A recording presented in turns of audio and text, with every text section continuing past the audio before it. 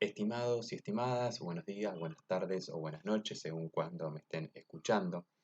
Continuamos hablando sobre el vínculo entre comunicación y hegemonía y para ello vamos a dedicarle un apartado a dos autoras muy relevantes. Eh, la primera de ellas va a ser Rita Segato, una antropóloga muy reconocida, no solamente por su vínculo con el feminismo de Argentina y el feminismo latinoamericano, sino también por su trabajo antropológico y etnográfico que ha realizado muchos aportes a los debates actuales. En efecto, hoy Rita Segato es una de las intelectuales más importantes que hay en Latinoamérica, ¿no? Y su palabra tiene mucha repercusión en el debate público. Vamos a tomar una obra de ella vinculada con su trabajo antropológico. El libro es La crítica de la colonialidad en 8 ensayos. Es un texto que retoma los aportes de Quijano y nosotros vamos a centrarnos en el primero de sus artículos, que es justamente la introducción, en el cual habla sobre la colonialidad del poder y la antropología por demanda. Ella realiza dos definiciones que a mí me resultan muy interesantes y me brindan un nuevo marco teórico para ver si podemos utilizar con el periodismo. Ella va a hablar de la antropología por demanda, ¿sí? Em, Pensando la antropología por demanda como un modo de trabajo dentro de la antropología, después de la crisis de la posmodernidad y em, por un lado la crisis de la posmodernidad, pero también otra crisis que tiene que ver con una antropología reflexiva, ¿no?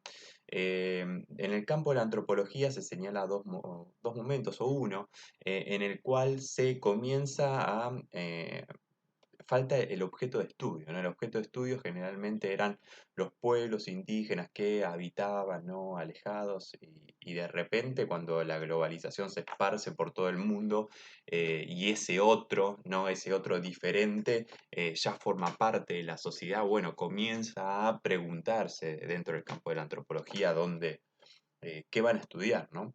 Entonces, bueno, por un lado encuentran esos otros dentro de las mismas sociedades, dentro de las mismas ciudades, bien, que puede ser, por ejemplo, inmigrantes o lo que denominamos tribus urbanas o trabajadores, bien, comenzar a buscar esas particularidades y encontrar ahí el conocimiento. Pero por otro lado también se inicia un periodo de reflexión, es decir, una especie de autocuestionamiento dentro del campo antropológico y van a darse cuenta de que ese cuestionamiento, no sé si denominar autocuestionamiento, pero sí llamémoslo reflexión, esa antropología reflexiva, es decir, escribir cómo se lleva a cabo el proceso etnográfico, bien preguntarse, señalar las dificultades, también es un nuevo modo de conocimiento colectivo, ¿sí? Entonces, Rita Segato va a hablar de la antropología por demanda como aquella disponibilidad del antropólogo para ser interpelado por comunidades y pueblos que colocan su demanda y permiten de esa forma que su ciencia obtenga un lugar y una razón en el camino del presente. Bien, entonces un primer acercamiento a la antropología por demanda sería que en lugar de el antropólogo, en lugar de que el etnógrafo ir a investigar a determinado pueblo por un interés propio, cambiar, ¿no? Ese modo de construir ciencia. En lugar de ir al antropólogo, lo que ocurre cuando las comunidades vienen al investigador, es decir, vienen al científico, al etnógrafo em, para que desarrolle un conocimiento que sea útil para esa comunidad. Bien, digo, eso me parece bastante interesante. En efecto, ocurre mucho que, por ejemplo, comunidades indígenas, bien que tienen que lidiar con el Estado-Nación y con una lógica occidental, recurren a especialistas, antropólogos, sociólogos, abogados, bien, que puedan contribuir a sus luchas y sus defensas por el territorio. ¿Sí? Em, Sigamos viendo un poquito más y hacemos el traslado hacia el periodismo. ella entiende a Segato a la antropología como una ciencia del otro. Es decir, el campo del conocimiento destinado a contribuir para el desarrollo de la sensibilidad ética. Bien, la antropología contribuye a desarrollar la sensibilidad ética. Em, entonces, la tarea del antropólogo no sería destinar la mirada para conocer al otro, sino conocernos a nosotros a través de la mirada del otro. Bien, conocernos a través de la mirada del otro diferente a nosotros. Señala justamente toda la crítica posmoderna y cómo esta crítica posmoderna a la antropología generó una reflexividad, ¿sí? Lo que les comentaba recién. Ella explica, la reflexividad pasó a ser teorizada, bien, esas preguntas dentro del medio campo se teorizaron, se inscribió en el discurso y se hizo un método científico. Y señala también la crítica, ¿no?, a la objetividad, ¿sí? A la objetividad del conocimiento, algo que nosotros también hemos visto apoyándonos justamente en la epistemología. Es más, ella hace un cuestionamiento desde la epistemología a la neutralidad. Ahora, y esto me parece muy claro y lo hemos conversado, ¿no? Cuestionar a la neutralidad no significa tampoco adoptar las banderas de la militancia, bien, porque la militancia sería un exceso de subjetividad. Entonces, ella señala que hay dos momentos. Un momento político en el cual se escoge un marco teórico y escoger ese marco teórico es por una razón subjetiva, bien, y después cuando se aplica el método científico a través de determinado marco teórico, ahí sí se adopta la objetividad, ¿no? O la neutralidad. Eso me parece bastante interesante incluso para nuestra actividad. Entonces, frente a esta crisis, bien, del objeto, del otro que vivió la antropología ya por la década del 80, señala ella, entonces es que plantea esta antropología por demanda y la describe de un modo más profundo y con esto vamos a ir haciendo el pasaje hacia el segundo texto. La antropología por demanda, entonces, es una antropología supeditada a la demanda de los que anteriormente habían sido objeto de nuestra observación.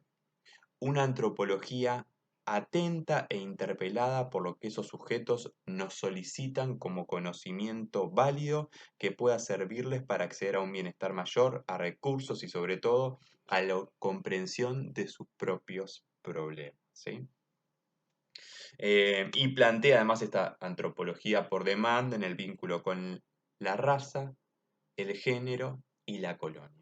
Bien, entendiendo que el racismo, entendiendo que el patriarcado, entendiendo que la colonialidad han oprimido, ¿sí? Y han generado comunidades que de algún modo pueden interpelar a la antropología generando esta antropología por demanda. Entonces, ¿por qué planteo esto? ¿Sí? ¿Por qué la traigo a Rita Segato, más allá de que estoy seguro de que muchos y muchas de ustedes la conocen?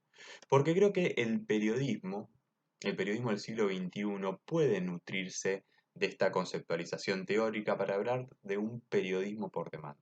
¿Bien?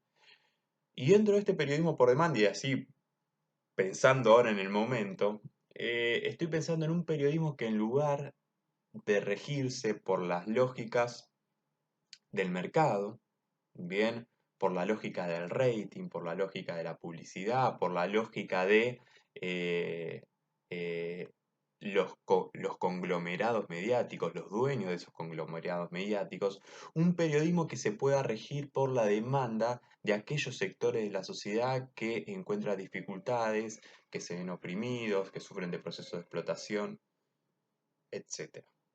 Bien, em, a veces se habla del periodismo como dar voz a los que no tienen voz. Y un periodista, Darío Aranda, me dijo, "Mm, yo me corro de eso. Yo no le doy voz a los que no tienen voz porque todos tienen voz". Él dice, en todo caso lo que hago es amplificar esas voces que el poder no quiere escuchar. ¿Sí? Entonces, tomando eso que me señaló una vez Darío Aranda, tomando el planteo de Rita Segato. Entonces, en la clase de hoy, bien, pensar la posibilidad de un periodismo por demanda. Es decir, un periodismo atento a las problemáticas sociales, atento a los sufrimientos, atento a las necesidades de la sociedad y que comunique y denuncie esas cosas, bien, que generan inequidades, desigualdades y padecimientos. Estimados, estimadas, terminamos aquí el primer video. Nos estamos viendo.